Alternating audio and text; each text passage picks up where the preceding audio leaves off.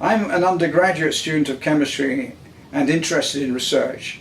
May you please suggest an area of chemistry which are currently more rewarding for research? I really don't know the answer to that.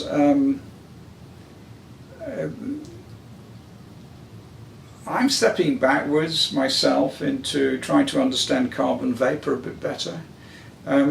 So I can't really advise you.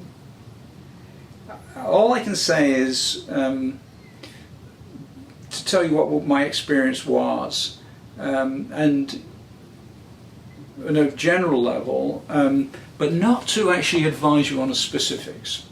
When I was at school, as I said earlier, I got the book Fieser and Fieser, Organic Chemistry. I've been advised to get this by my teacher, Harry Heaney, who later became a professor of chemistry.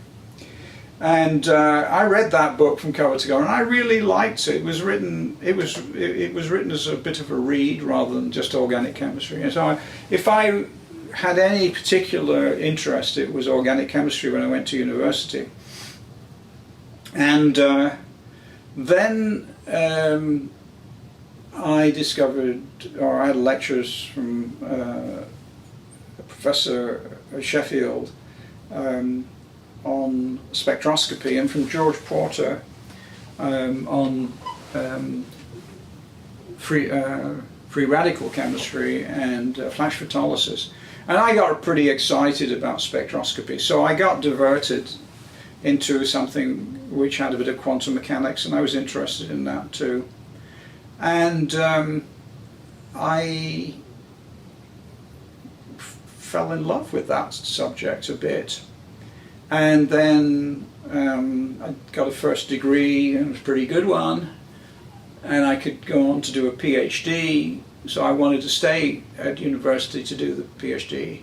But I wasn't thinking of becoming a chemist. I wanted to stay at university because I had I played tennis for the university, and I was on the art editor for the magazine. I was doing lots of things, and I didn't want to stop. I wanted to continue to do that. So I had 3 years as an undergraduate and 3 years as a graduate student at Sheffield, and in fact became president of Athletics Council, so I had a bit of student politics. A friend of mine taught me to play the guitar, not very well. He taught me very well, but I didn't learn very well. But I played a bit, and so I was having a good time. I had a girlfriend who became my wife, Margaret, so I wanted to stay there, so I stayed to do a PhD, and I liked spectroscopy, and with Richard Dixon, who was a spectroscopist, I did a PhD. And then I had several offers of jobs, and one was with the BBC to go into educational television, science television, which was interesting, and they were interested, but I was already thinking of going abroad to Canada because I wanted to live abroad, to do a postdoc in spectroscopy, which I did.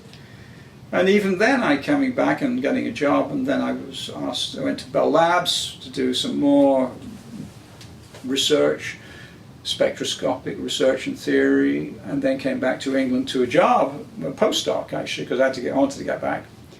And then I was offered a job in university, and so it was more than I just followed the things that interested me at the particular moment, rather than some far-sighted aspect. So my advice is, whatever situation it is at the present time, what is it that turns you on, that you're interested in, that you're passionate about? What is it that you will always put in a good job, never put in a second-rate job? If you're doing something where you're happy or satisfied with a second-rate job, don't do it. Do something else that won't satisfy you. You'll only be satisfied if it's first-rate. Work as hard as you can, and you'll find that things will open up, rather than my telling you. Think of the more the physical or the mental attitude that you have to some of the things that interest you at the moment, and if they find them interesting, then maybe they are interesting to you. That's more important than interesting to other people. I found that if it's interesting to everybody, they're already doing it and they've already done the exciting stuff. I tend to look at things that interest me personally and follow those lines with determination. That's perhaps one of the qualities I have. I have a lot of determination. I do things to the best of my ability. So no general area. Is there something that turns you personally on? Follow it through and see where it leads you.